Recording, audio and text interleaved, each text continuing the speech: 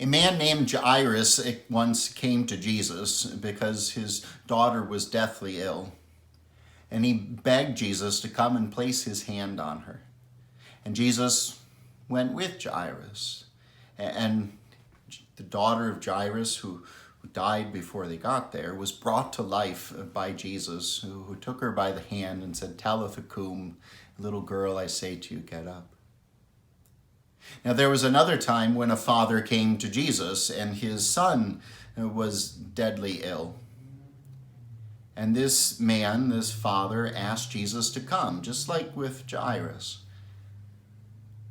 But instead of immediately going and following, Jesus did something that seems kind of rude.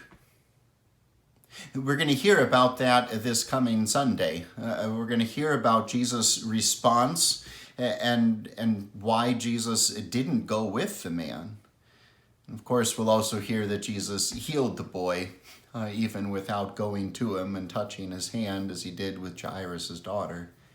But we're going to wrestle with that, with the way that Jesus responded that seemed rather rude to this man's request. And we'll think about humble pleading.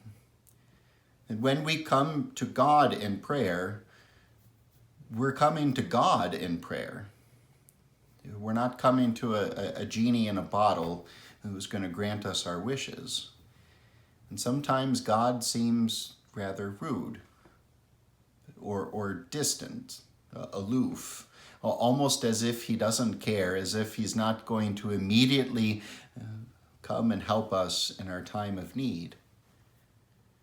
As we think about the idea of humble pleading, know that we come before our God knowing that he's gracious, knowing that he's merciful, knowing that he will do what is good for us, but also knowing that he's God and we're not. He may not do things exactly the way that we would want him to. And that's fine, because the way that he has worked out our salvation shows that he loves us perfectly. He has sent his son to die in our place, and so that we would be healed and have everlasting life. And because we know his great love, we can approach him with humility when we plead, when we beg of him in prayer.